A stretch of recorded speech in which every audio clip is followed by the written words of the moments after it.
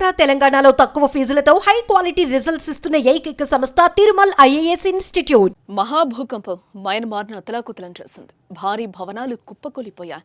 వేలాది మంది ప్రాణాలు వదిలారు. ఎటు చూసినా మృత్యుఘోషతో మయన్మార్ వణికిపోతోంది.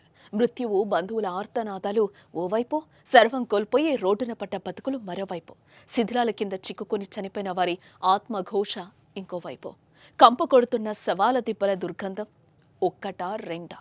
మయన్మార్లో ఎటు చూసినా కన్నీటి సంద్రమే. అలాంటి భయంకర పరిస్థితుల్లో శిథిలాల కింద చిక్కుకున్న కొందరు మాత్రం మృత్యుంజయల్లా బయటకొచ్చారు.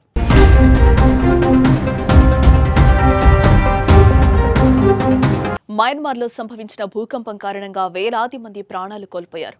భవన శిథిలాల కింద చిక్కుకున్న వారిని రక్షించేందుకు రెస్క్యూ సిబ్బంది తీవ్రంగా శ్రమిస్తున్నారు. అయితే భూకంపం సంభవించి 5 రోజులు కావడంతో శిథిలాల కింద చిక్కుకున్న వారు ప్రాణాలతో ఉండే అవకాశం లేదని నిపుణులు భావిస్తున్న నేపథ్యంలో కొన్ని చోట్ల అద్భుత దృశ్యాలు చోటు చేసుకుంటున్నాయి.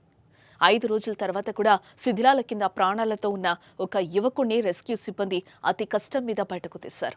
ఆహారం, నీరు లేకపోవడంతో పాటు గాయాల కారణంగా ఆ యువకుడు నీరసంగా మారినప్పటికీ ప్రాణాపాయం లేదని వైద్యులు తెలిపారు. దీంతో ఆ యువకుడు మృత్యుంజయుడయ్యాడని అంటున్నారు. ఈ అద్భుతం మయన్మార్ రాజధాని నేపిడాలో చోటు చేసుకుంది.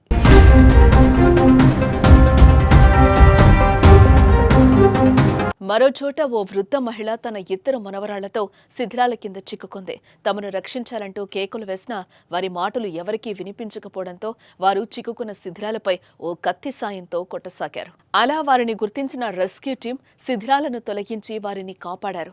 సుమారు కొన్ని గంటల పాటు ఆ ముగ్గురు శిథిలాల కింద చిక్కుకుని తిండి, నీరు లేక భయంకరమైన పరిస్థితిలో ప్రాణాలను అరచేతిలో పెట్టుకొని జీవించారు.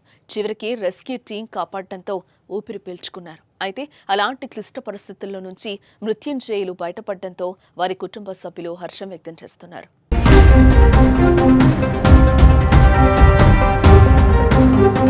ఇదిలా ఉంటే భూకంపం కారణంగా మయన్మార్లో ఇప్పటి వరకు 2,719 మంది మరణించారని, సుమారు 5,000 మంది గాయపడినట్లుగా అధికారులు వెల్లడించారు. ఇంకా 441 మంది ఆచూకీ తెలియాల్సి ఉంది. ఇక మరోపక్క తప్పిపోయిన వారి ఆచూకీ కోసం రెస్క్యూ టీమ్స్ గాలింపు చర్యలు చేస్తున్నాయి. శిథిలాలను తొలగిస్తున్నా అందులో సజీవంగా ఉన్న కొందరిని రక్షిస్తున్నారు. మరికొందరు ఆ శిథిలాల కిందనే సమాధిగా మిగిలారు. ప్రస్తుతం మయన్మార్లో ఎటు చూసినా కన్నీటి దృశ్యాలే కనిపిస్తున్నాయి.